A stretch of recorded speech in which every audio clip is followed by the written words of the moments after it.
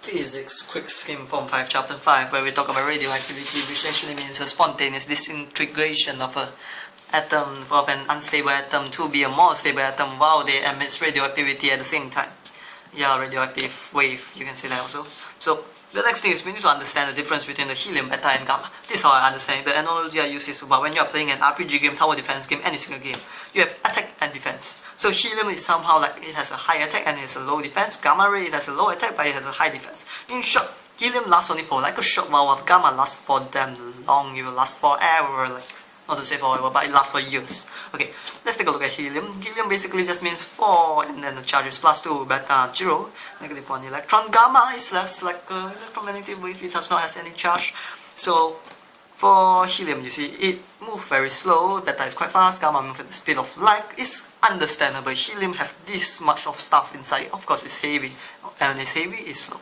Beta has only a little bit of stuff, so when it's light, it's fast. Gamma, speed of light, well, you don't have to say that, because it's just so light. And do not confuse speed of light with speed of electron. Teacher can mark. I don't know whether it's the...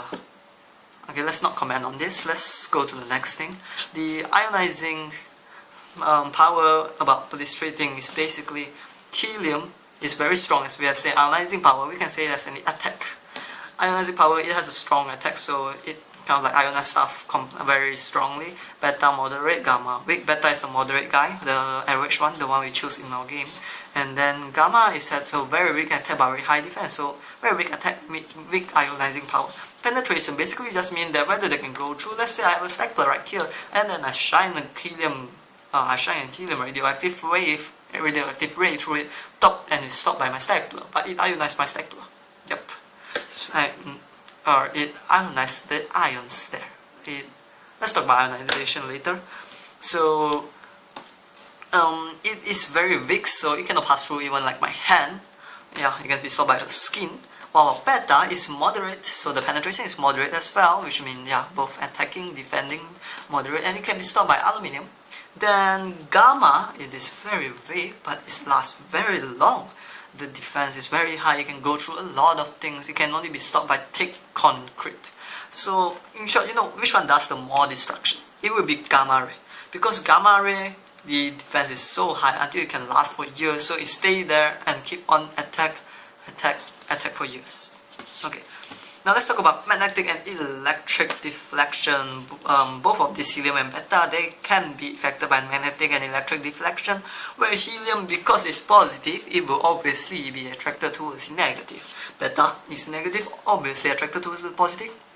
And gamma, it has no charge as described here, so it is not affected by all these things. So the strength of deflection, let's talk about helium, is because it's heavy, so when you have to have a very strong magnet to pull it apart. It is fat and lazy to move.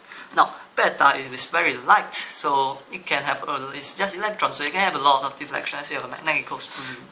Let's say you have a helium and then you have magnet, which is, yeah, and then it just goes a little bit.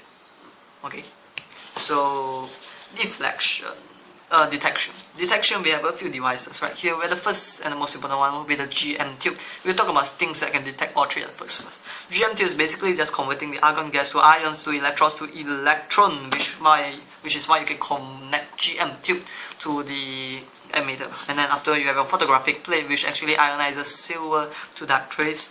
And then you have a cloud chamber, which actually vaporizes an alcohol droplet. This is why you can see the shape of it, because it has like a chamber full of alcohol droplet. That's why when you see it's like this, helium, then beta, a little bit looser, and you have a gamma, which is very loose. That is cloud chamber. It ionizes alcohol droplets. Okay, next, moving on, we have our spark counter, which basically is like it is ionizing the air molecules. When you ionize the air molecule, it actually have heat and light energy, and this heat and light energy will create spark. But because it, you know, to create the sufficient amount of heat and light energy, we need strong attack, strong ionizing power. Please know, right? Attack and defense ionizing, it's just an analogy. So it will be alpha particle. You can only detect alpha particle. Let's talk about gold leaf electroscope, which is the same thing, which that thing that you see that it deflects. There's like 1, 2 plate here, gold leaf deflect. That is basically like it ionizes the charge and it causes deflection. So only alpha, and beta takes a very long time because it has a very moderate ionizing power, and gamma even never happen.